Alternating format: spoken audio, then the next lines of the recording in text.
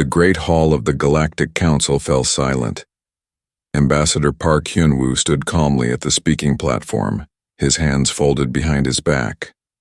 The single word he had spoken still echoed through the massive chamber. No. Around him, thousands of alien beings sat frozen in shock. Some had multiple eyes that blinked rapidly. Others made strange clicking sounds with their mouths. A few even stood up from their seats, their strange bodies shaking with what looked like anger. Counselor Velthari was the first to speak. The tall, crystal-like being rose from the center platform, light dancing across its transparent skin. "Human representative," it said, its voice like breaking glass. "Perhaps your translation device is broken. We asked for your species' tribute payment. You cannot refuse this sacred duty." Hyun-woo smiled slightly. He had expected this reaction. "My translation device works perfectly, Counselor. I understood your demand clearly. My answer remains the same. No." The word hit the chamber like a bomb. Aliens began talking loudly in hundreds of different languages. The noise was so loud that the translation systems could not keep up. Red warning lights flashed on the ceiling. High above in the viewing gallery, Captain Kim So-ra watched through the thick glass. She wore the dark blue uniform of Earth's Defense Force. Her hand rested on her communication device, ready to send a message back to Earth if things went badly. "Impossible!" shouted another council member. This one looked like a giant spider, with too many legs. "No species has ever refused the tribute. It is the law. It has always been the law." Hyun-woo turned to face the spider-like alien. "Perhaps that is the problem," he said quietly. His voice was calm, but it carried clearly through the chamber's sound system. "On Earth, we have a saying. Laws that are unjust deserve to be broken." More angry sounds filled the air. Some aliens were now standing and pointing at Hyun-woo with whatever they used for hands. Others seemed to be arguing among themselves. But in the back corners of the Great Hall, So-ra noticed something interesting. Some aliens were not angry. They sat very still, watching Hyun-woo with what looked like hope in their strange eyes. A few even nodded their heads, or whatever they used for heads. Velthari raised one crystal arm, and the chamber slowly became quiet again. "Human," it said, its voice now cold as ice. "You do not understand. The tribute system keeps peace in our galaxy. Every species pays. Every species serves the greater good. This is how things have always been." "And how is that working out?" Hyun-woo asked. He gestured toward the thousands of aliens around him. "I see fear in this room. I see anger. I see beings who dare not speak their minds. Where is the peace you talk about?" So-ra touched her earpiece. A message was coming in from Earth from Admiral Lee Dong-min himself. His voice was barely a whisper. "How are they taking it, Captain?" "About as well as we expected, sir," So-ra whispered back. "The Council looks ready to explode, but I think some of the other species might be on our side." Back on the chamber floor, another council member was speaking. This one was tall and thin, with skin like tree bark. "The tribute is not just payment, human. It is proof that you accept your place in the galactic order. It shows that you understand that some species are meant to lead, and others are meant to follow." Hyun-woo shook his head. "That is exactly what we cannot accept. Humans bow to no one. We believe all thinking beings are equal. We will not pay tribute to anyone, no matter how old or powerful they claim to be." The chamber erupted again. This time, some aliens were cheering. So-ra could see them clearly now, mostly smaller species, ones that sat in the cheap seats far from the council platform. They were trying to be quiet, but their excitement was obvious. Velthari's crystal body began to glow brighter. This is your final warning, human. Accept your place or face the consequences. The galaxy has rules. Those rules will be enforced. What consequences? Hyunwoo asked. He sounded genuinely curious, not afraid. The enforcement fleet, said another council member. This one was covered in what looked like metal scales. The largest military force in the galaxy. They have corrected other species who forgot their place. Sora felt a chill run down her back. She had read about the enforcement fleet in Earth's intelligence reports. Thousands of massive warships. Weapons that could destroy entire planets. No single species had ever stood against them and survived. But Hyunwoo just nodded calmly. I see. So your peace is built on fear and threats. How civilized. Mock us if you wish, Belthari said.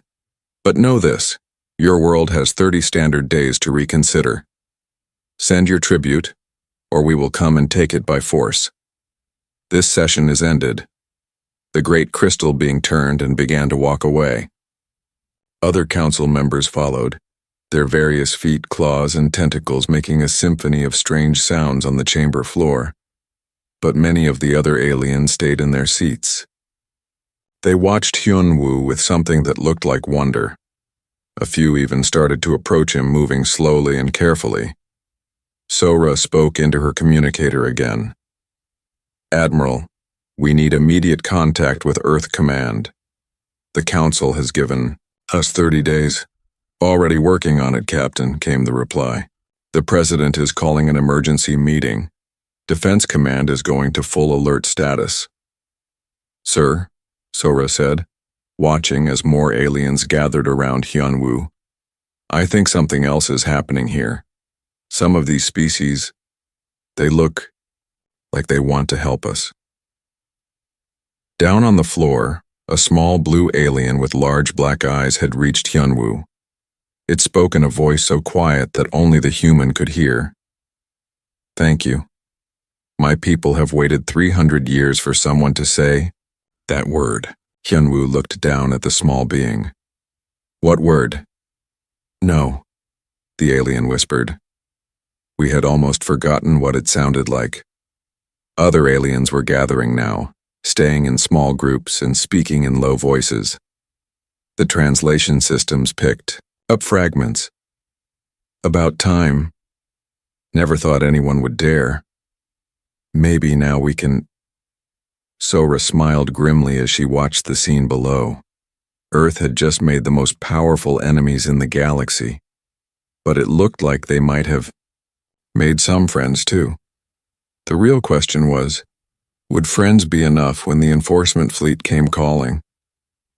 Dr. Choi Minho sat in his small office aboard the human embassy ship, staring at screens full of alien communication intercepts. For 3 days now, his translation programs had been working overtime. The galaxy was talking, and most of it was about humanity's refusal to pay tribute. This is incredible, he said to his assistant, a young woman named Park Ji-won. Look at these message patterns. It's like dropping a stone in a pond. The ripples are spreading everywhere. Ji-won leaned over his shoulder to look at the data. What are they saying? That's just it, Minho replied, pointing at the screen. Half of them are angry, calling us crazy or stupid, but the other half... He switched to a different display. The other half are asking questions they've never asked before. On the far side of the galaxy, a young alien named Kexiara huddled in her sleeping chamber, listening to the illegal communication device hidden under her bed. Her people, the Zorvanians, had been paying tribute to the Council for over 2,000 years. It was just a fact of life, like breathing or eating. But now, humans had said no, actually said no, and the galaxy had not ended. Kexiara's 3 hearts beat faster as she listened to the underground broadcasts. Other young aliens across dozens of worlds were asking the same questions she was. Why do we have to pay? What happens if we don't? Are the humans right? Her sleeping chamber. Door chimed softly.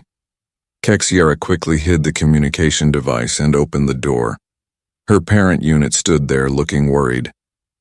Kexiara, you must stop listening to those broadcasts, her parent said in their clicking language. The council has eyes and ears everywhere. If they discover you have been consuming forbidden information— But parent unit, Kexiara replied. What if the humans are correct? What if we don't have to live this way? Her parent unit's skin changed to a pale blue color, the Zorvanian sign of fear. Child species have tried to resist before. They are no longer with us. The council's mercy is not infinite. Back on the embassy ship, Minho was discovering the same thing. His research into council history was painting a dark picture. Every 100 years or so, some species would try to reduce their tribute or negotiate better terms. None of those species existed anymore. Sir, Jiwan said, looking up from her own computer. I'm getting some strange readings from our communication array.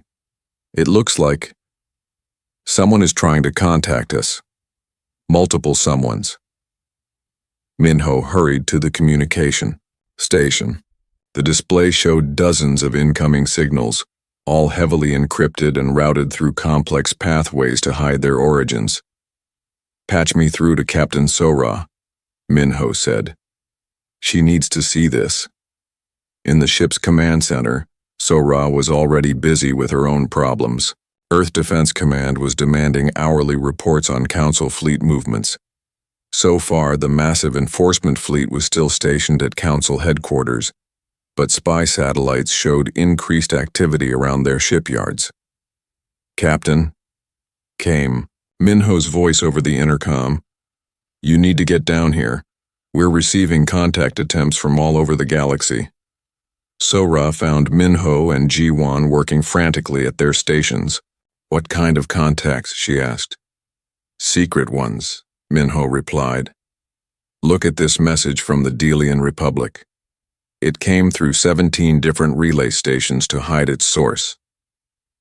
He put the translated text on the main screen. Human friends. The message read, Our people remember freedom. We offer information about Council weak points. We cannot fight openly, but we can help from shadows. Jiwan pulled up another message. This one is from something called the Forgotten Worlds Alliance. They say they represent 12 species that the Council pretends don't exist. Sora read the message carefully. These forgotten species lived in the empty spaces between Council territories. They had been hiding for centuries, avoiding contact to escape the tribute system.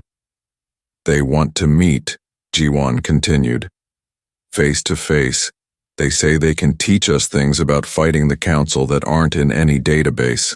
Meanwhile, in Earth's solar system, engineer Yoon Jae-sung was working around the clock in the orbital shipyards above Mars. The massive construction facilities were running at maximum capacity, building ships and weapons faster than ever before in human history. How are we looking, Yoon? Asked Admiral Lee Dong-min through the communication link. Jae-sung wiped sweat from his forehead and looked at his progress reports. Sir, we've completed 12 new destroyers this week. The new shield generators are testing above expectations. But honestly, sir, if the Council brings their full fleet— I know, Dong-min replied, but we're not planning to fight them the way they expect. Dr. Han Bora's new shield technology will give us some surprises. And the intelligence we're getting from our new alien friends is very interesting. In her laboratory on Earth's moon, Dr. Hanbora was putting the finishing touches on humanity's secret weapon. The adaptive shield system used human-designed artificial intelligence to learn from enemy attacks and adjust defenses in real time. The theory is sound, she explained to her team. Traditional shields just absorb or deflect energy. Our shields, Learn. Every shot that hits them makes them stronger against that type of weapon. Her assistant, a young engineer named Kim Tae-hyun, looked skeptical. But, Dr. Han, the Council has been fighting wars for thousands of years. They must have seen every possible weapon type. Bo-Ra smiled. That's exactly what I'm counting on. They've become predictable. They use the same tactics, the same weapons, because they've always worked. But humans, we're unpredictable. Back in Council space, ancient Counselor Prime Thexmore sat alone in his private chambers. The oldest member of the Council, he had lived for over 3,000 years. He remembered the last species that had refused to pay tribute. The Kethmori had been brave, just like these humans. They had also been confident in their abilities. They had also believed that right would triumph over might. Thexmore still kept a piece of their destroyed homeworld on his desk. It served as a reminder of what happened to species that forgot their place. But something felt different this time. The humans were not just refusing to pay, they were inspiring others to question the system. Across the galaxy, tribute payments were arriving late. Some species were sending only partial payments. A few had started asking for meetings to discuss terms. This had never happened before. Thexmore activated his private communication device and sent a message to the enforcement fleet commanders. Begin immediate preparation for deployment to human space. Use maximum force protocols. This rebellion must be crushed quickly before it spreads further. But as he sent the message, Thexmore felt something he had not experienced in centuries: uncertainty. For the first time in his long life, he wondered if the Council's power might not be absolute. In the darkness between stars, hidden fleets of forgotten species began to move. On 100 worlds, young aliens listened to illegal broadcasts and dreamed of freedom. In human space, engineers worked day and night to build defenses against impossible odds. The word no had become a spark, and sparks, given the right conditions, could start fires that burned down entire empires. General Nam Soo-jin stood in the main command center beneath the Swiss Alps, watching as red dots appeared across the star map. Each dot represented a Council enforcement fleet ship moving toward human space. There were more dots than she could count. How many? She asked her aide, Colonel Park Min-ki. Latest count shows over 4,000 ships, General. Min-ki replied, his voice tight with worry. Dreadnoughts, battlecruisers, destroyer squadrons. They're bringing everything. Soo-jin nodded calmly. She had expected this. The Council could not allow humans to get away with refusing tribute. If they did, other species might get the same idea. Better to crush one rebellion quickly than fight a dozen later. What about our preparations? She asked. Dr. Han Bo-Ra's shield systems are installed on all major platforms, Min-ki reported. The orbital defense networks around Earth, Mars, and the outer colonies are at full power, and we've had some interesting developments with our new allies. On the display screen, a small alien face appeared. This was Zilnith, a refugee from a species the Council had corrected 50 years ago. He was one of the few survivors, and he had spent decades studying Council military tactics. General Soo-jin, Zilnith said in heavily accented English, "My people have learned much about Council weaknesses. They are very strong, but they are also very, what is your word? Stubborn. They always fight the same way." Soo-jin leaned forward. "Tell me more." "Council fleets always attack in the same pattern," Zilnith explained. "First, they send scout ships to map your defenses. Then they bring their main fleet in a massive formation and try to overwhelm you with firepower.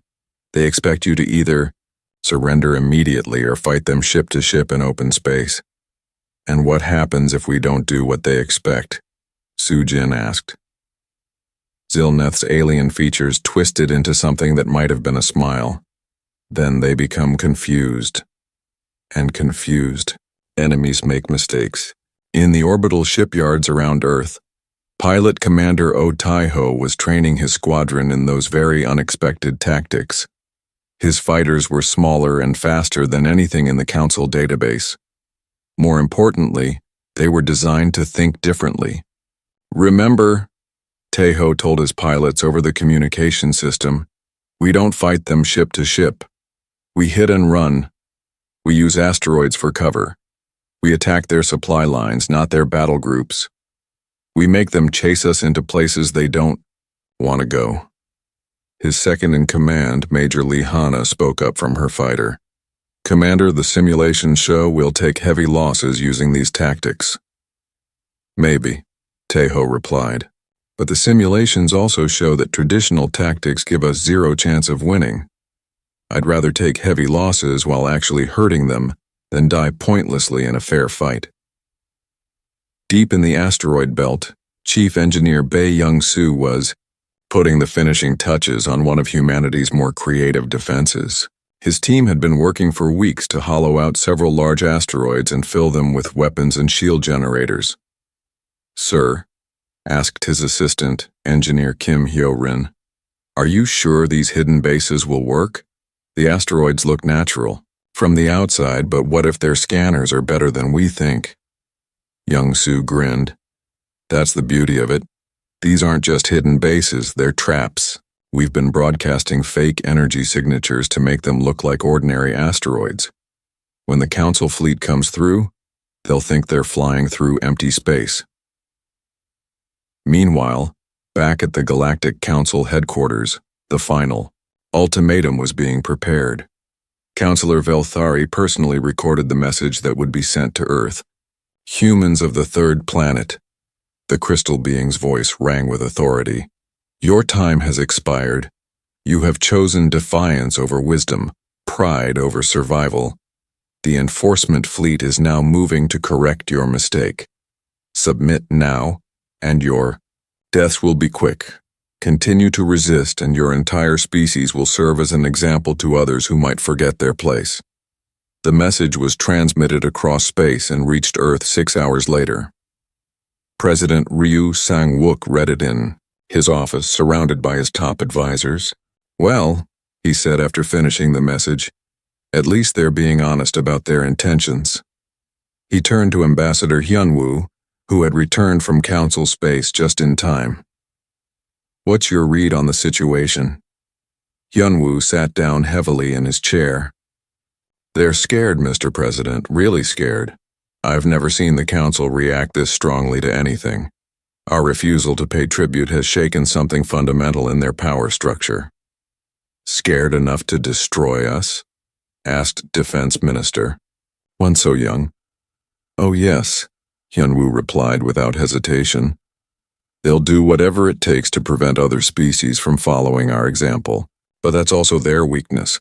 They're acting out of fear, not strategy." Dr. Han Bo-ra entered the room carrying a data tablet. "Mr. President, I have the final test results for our adaptive shield system. It works even better than we hoped." She activated a holographic display showing the results of the latest simulation.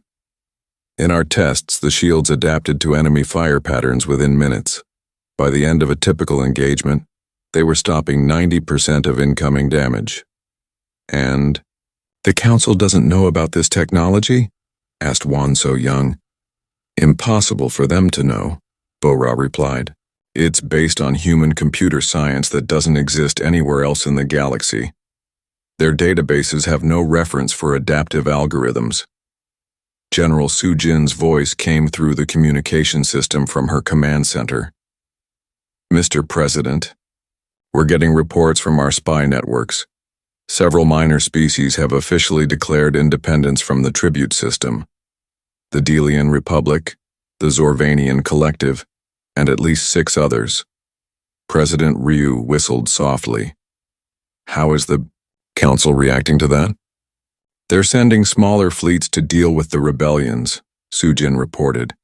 "But most of their forces are still heading for us. It looks like they've decided we're the main threat." "Good," Ryu said, surprising everyone in the room. Let them focus on us. Every ship they send to human space is one less ship terrorizing those other species.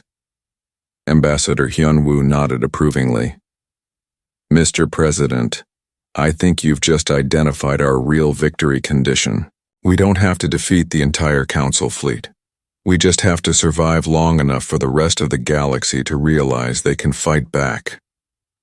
Outside Earth's atmosphere, the first human defense platforms were powering up their new shield systems.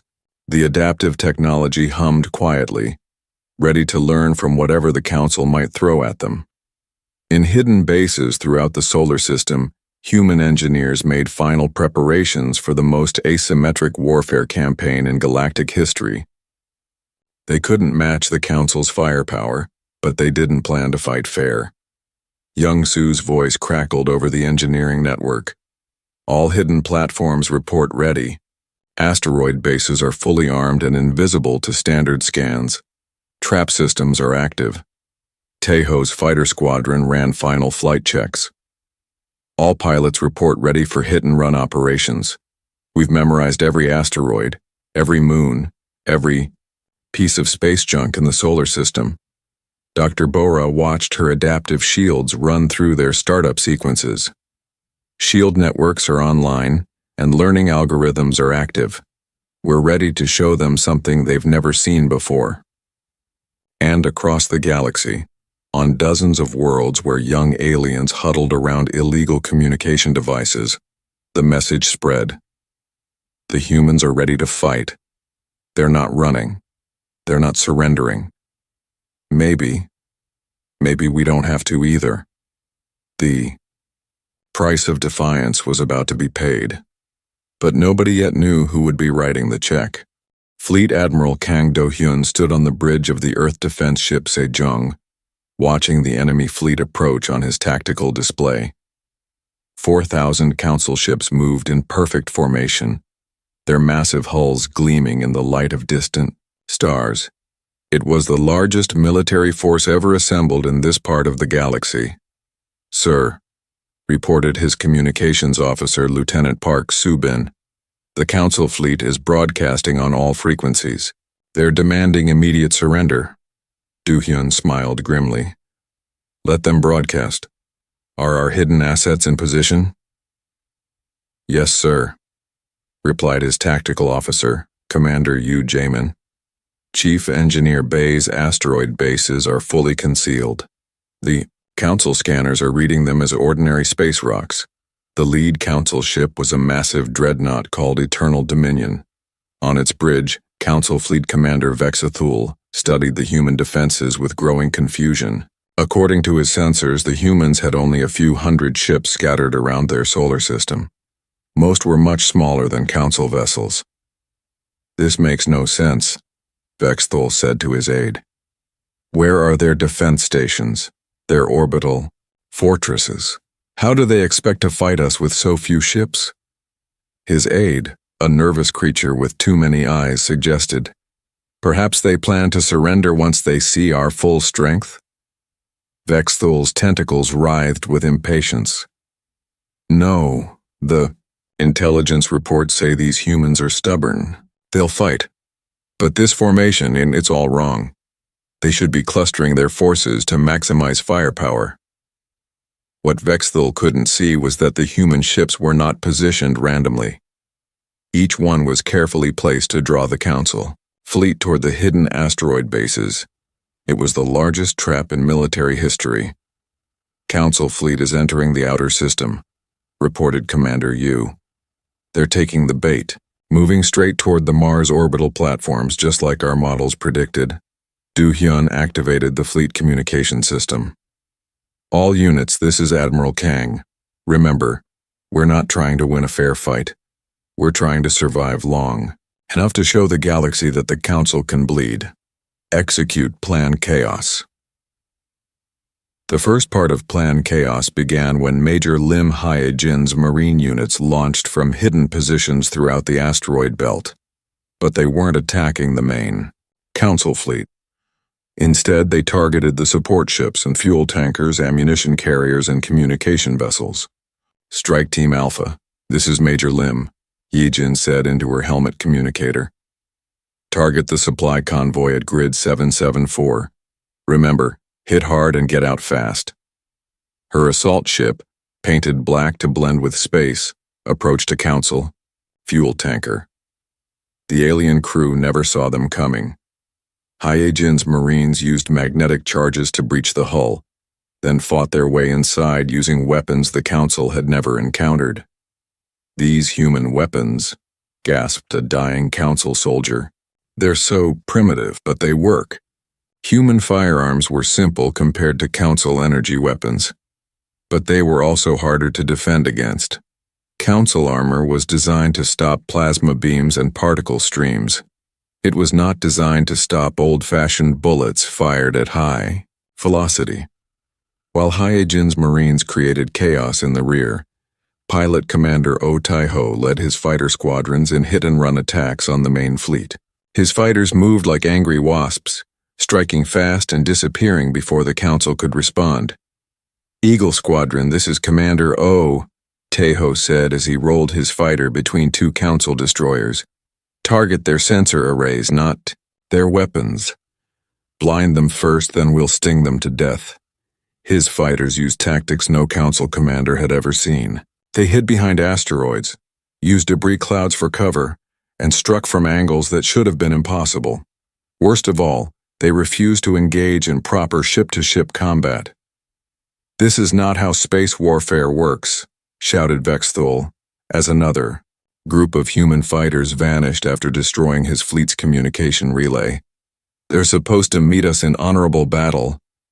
His aide cowered as the fleet commander's tentacles thrashed in rage. "Sir, should we break formation to pursue them?" "No," Vexthul snapped. "We maintain discipline. We'll crush their main fleet, then hunt down these gnats." But as the Council fleet moved deeper into the solar system, they flew directly into Chief Engineer Bei Youngsu's trap. The innocent-looking asteroid suddenly came alive with weapons fire. "Surprise!"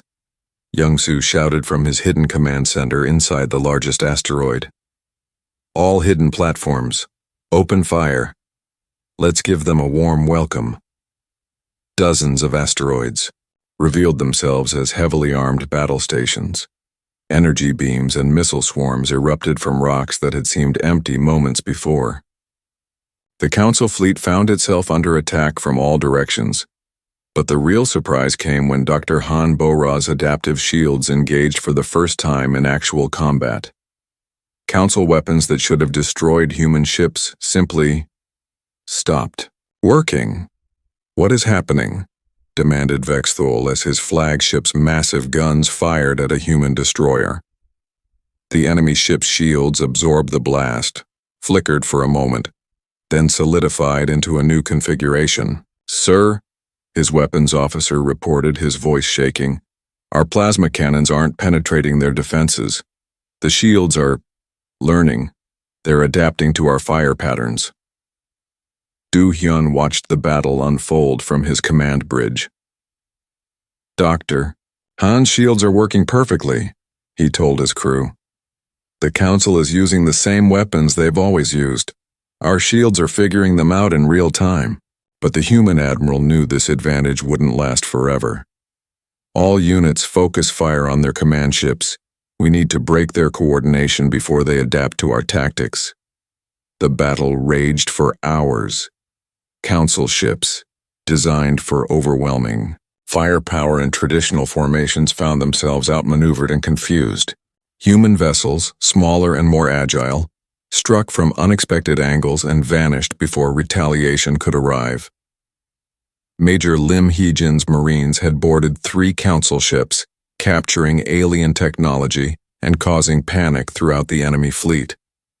"Admiral," she reported from inside a Council cruiser, "their computers are even more advanced than we thought, but they're also more fragile. One good electromagnetic pulse and their whole system crashes." Commander O Taeho's fighters had destroyed dozens of Council support vessels. "Sir, The enemy fleet is starting to run low on fuel and ammunition. Their supply lines are in tatters. And from his asteroid fortress, engineer Bae Young-soo coordinated the hidden platforms that had turned the asteroid belt into a shooting gallery. Admiral, the Council fleet is trying to retreat, but they'll have to run the same gauntlet they came through. Vexthul stared at his tactical display in disbelief. His massive fleet was being systematically destroyed by an enemy that refused to fight properly. Worse news was coming in from across the galaxy. Other species were rising up, inspired by the human resistance. "Sir," his communications officer reported, "we're receiving reports from Council Space. The Delian Republic has destroyed our tribute collection fleet. The Zorvanian Collective has taken control of their sector. 17 species have declared independence." The fleet commander's tentacles went limp. "How many ships have we lost?" "Over 800 confirmed destroyed, sir. Many more damaged, and the humans, they've only lost about 50 ships." For the first time in his long military career, Vexthul felt something he had never experienced before. Fear. Not fear of death, he had faced that many times. Fear that everything he believed about Council supremacy might be wrong. "Sir," his aide whispered, "what are your orders?" Vexthul looked at the tactical display one more time. Human ships continued to dart around his fleet like angry insects. Their adaptive shields made them nearly impossible to kill, and somewhere in the darkness, more asteroid bases waited to spring their traps. "Signal the fleet," he said quietly. "We're withdrawing." The aide's many eyes blinked in shock. "Sir, you heard me," Vexthul said, his voice heavy with defeat. "Signal retreat. We cannot win this battle." Across the galaxy, alien species huddled around their communication devices, heard the impossible news. The Council enforcement fleet was retreating. The humans had won. In the hidden chambers where young aliens had whispered about freedom, the whispers became shouts. On worlds where tribute payments had been gathered for millennia, the payments stopped coming. And in human space, Admiral Do-hyun watched the massive Council fleet turn and flee, their perfect formations broken and their confidence shattered. "All units," he broadcast to his fleet, "the enemy is retreating. Do not pursue.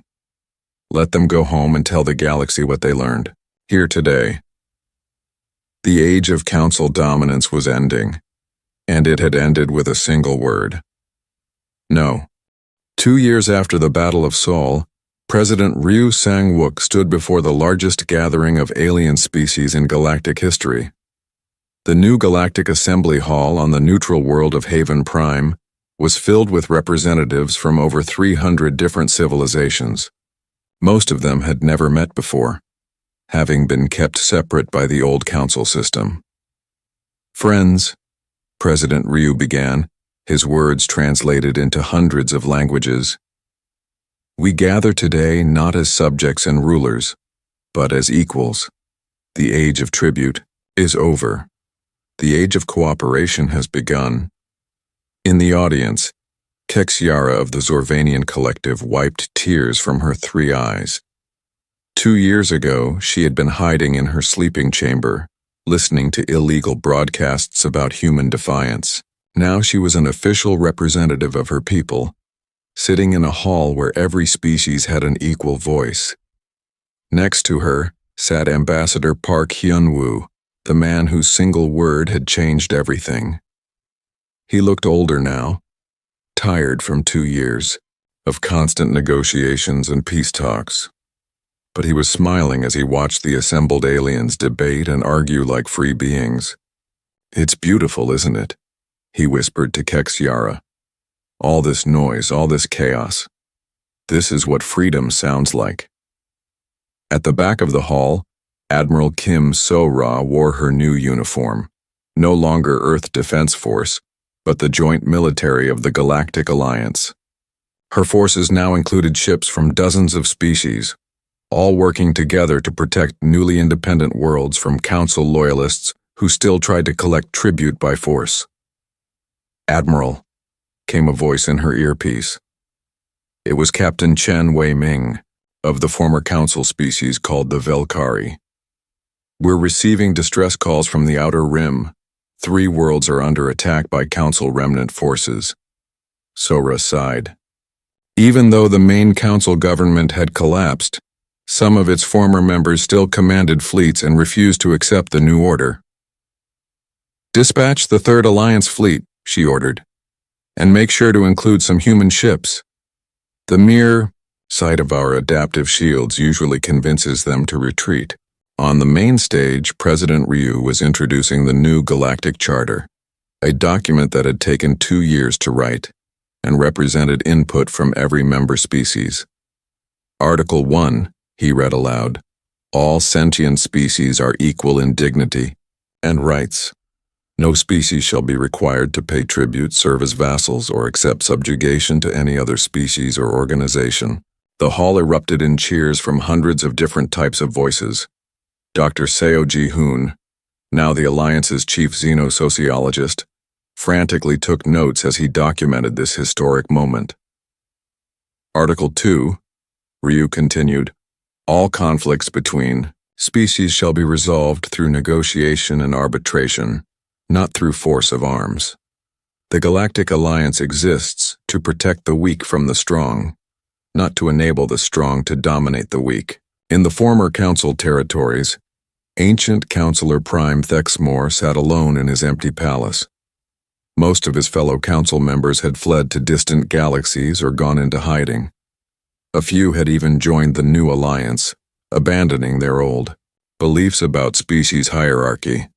But Thexmore remained, watching his empire crumble through news feeds that he was no longer powerful enough to censor.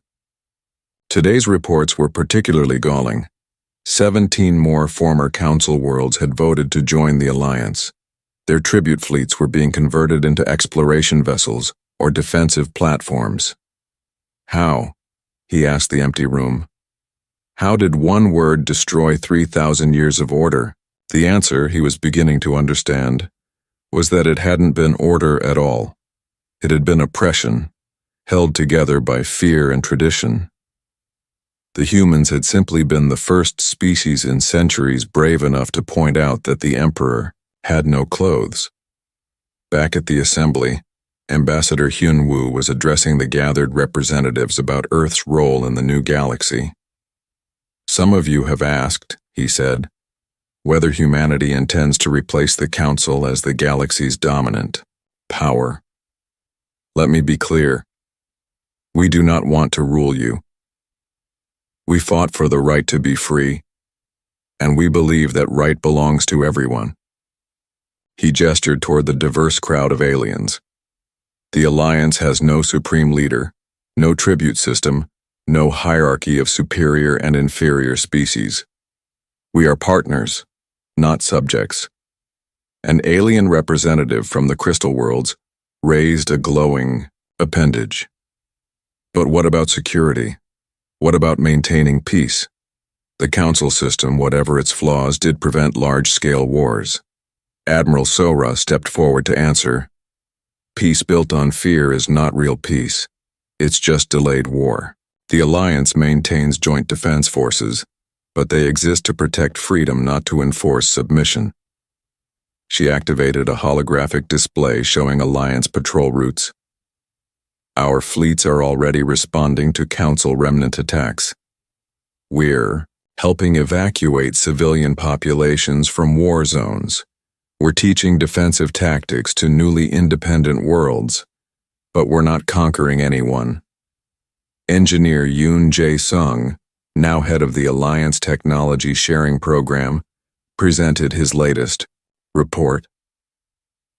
"In the past 2 years, we've shared human technology with 47 species, adaptive shields, fast manufacturing techniques, communication improvements, and they've shared their knowledge with us." He smiled broadly.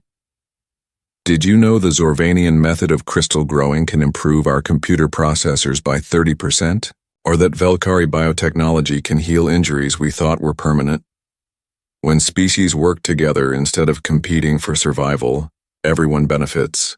Dr. Han Bora, now elderly but still sharp, had been working with alien scientists to improve the adaptive shield technology that had won the war. The shields learn faster when they have more data, she explained to a group of mixed alien and human engineers. Every new type of weapon they encounter makes the whole system smarter. Young alien scientists hung on her every word. Many of them came from species that had been forbidden to develop advanced technology under council rule. Now they were free to learn, to experiment, to create. But the most important changes were happening in places like Kexiara's homeworld. The young Zorvanian had returned as an ambassador, but she spent most of her time talking to other young aliens about something that had been almost extinct in their society: hope. My parent unit asks me if I'm afraid, she told a group of children during a school visit. Afraid that the council might return, that the old ways might come back.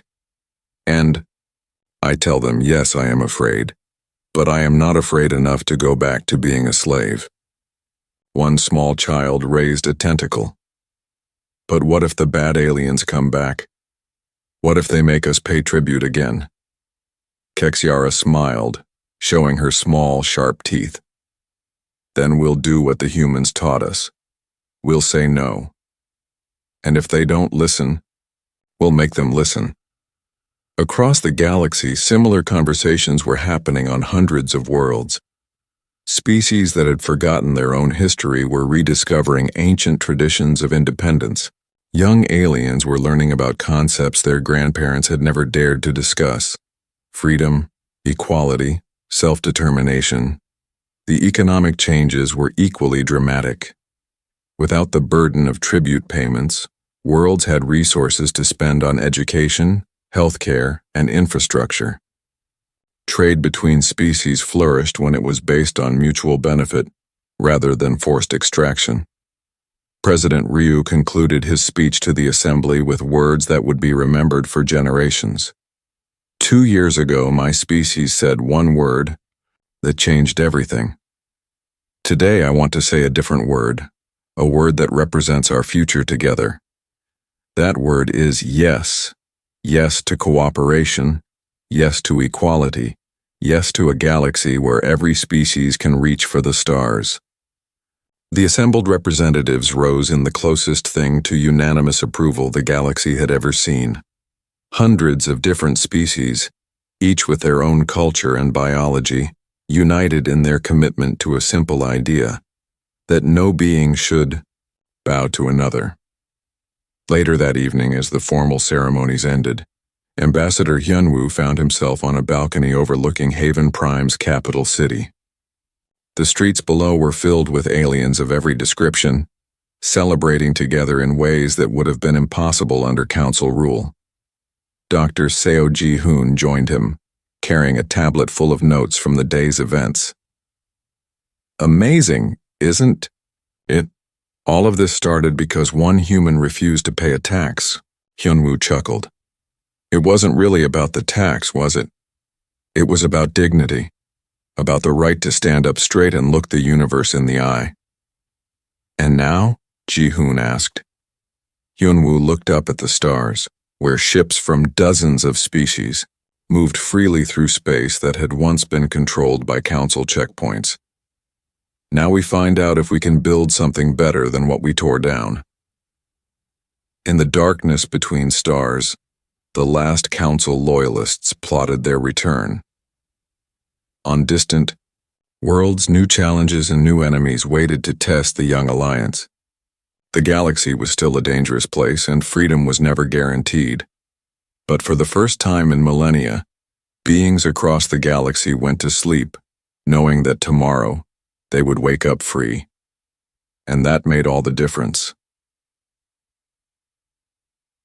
The age of bowing was over. The age of standing tall had begun, And it had all started with a single simple word. No.